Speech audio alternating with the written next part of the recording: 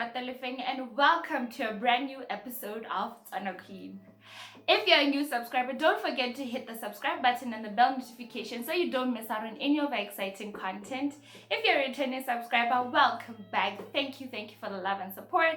And I hope that we continue to learn and grow with each other. So today's topic is going to be on the legal side. I've noticed that this is the kind of content that gets a lot of engagement for people, and I'm very happy making that kind of content. So today we're going to be talking about the 5 mistakes that people make when entering into a contract, or 5 mistakes that people do when drafting their own contracts without engaging a lawyer. So the first mistake that people do is not to identify the parties correctly.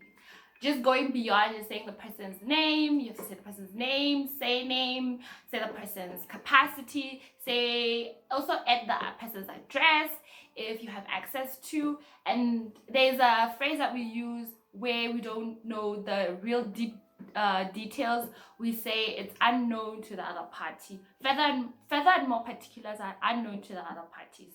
So I would definitely recommend that people just get these basic things down: the name, surname, ID number, and address of the person, and where this person resides. So that's proper identification of parties. If there's two or more parties, then it's very necessary to also note what is this person's role, how we're going to identify this person in the other terms of the contract, how we're going to identify this person in the terms of the contract. This just helps your contract to be more readable. It is not necessary to keep referring to each party by their name and surname throughout the whole contract. The second thing that people do when they do contract is that they don't do enough research. Just a quick Google search. Come on, guys. We're too rushed. We get into this agreement and then we just want to go into it and just write our rumble, whatever, piece it together. We don't even want to give each other time to research. You have to research not only how to compile that contract, but also research as this person, this are going to be my obligations. Am I going to be able to do that? As this kind of person, these are the kind of obligations that I'm going to have. Am I going to be able to do that? We're going to have to discuss what is it that we are saying, what is an agreement? What is it that we want to bound legally by? So the second thing that people don't do enough of is research. The third thing that people don't do properly is that they do not get to the specifics, the nitty-gritty details of this agreement. So as person A, what are my rights? What are my obligations? What are my duties? And how will I know that I have failed you when A, B, C, D, K, G, Y, everything?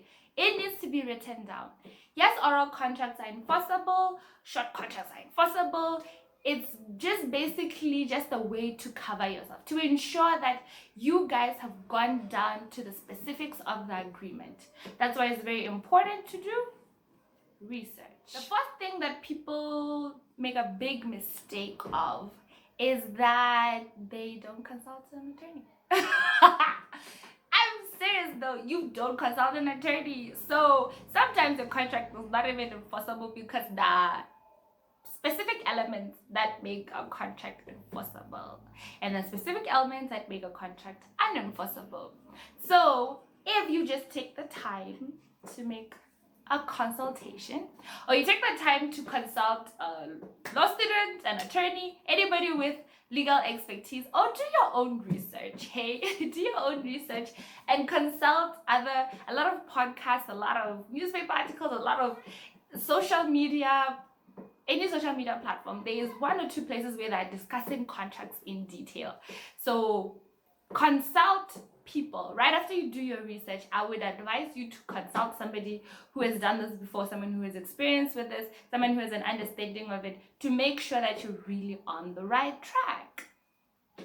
So the very last mistake that people make is that they think contracts are a joke. You really think that they're a joke. That once you get into agreement with someone that you can just change your mind tomorrow. No. The fact that you guys have sat down and you both have the intention to be bound, and you guys have gone through the works of specifying how things are done and then signing it, that means now you have obligations, so you have to live up to them.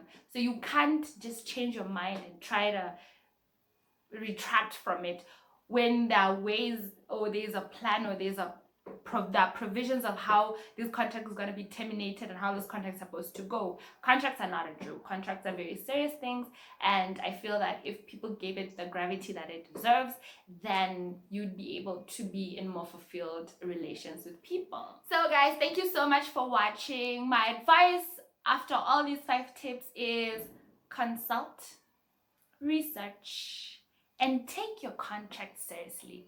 If you're gonna be bound by something, understand what it means.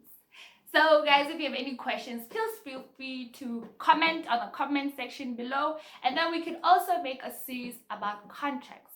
We can make a really in-depth about what the anatomy of a contract. Yeah, that should be my next video. Alright guys, I hope you guys learned something, and I hope we are gonna grow and we're gonna be better parties to a contract.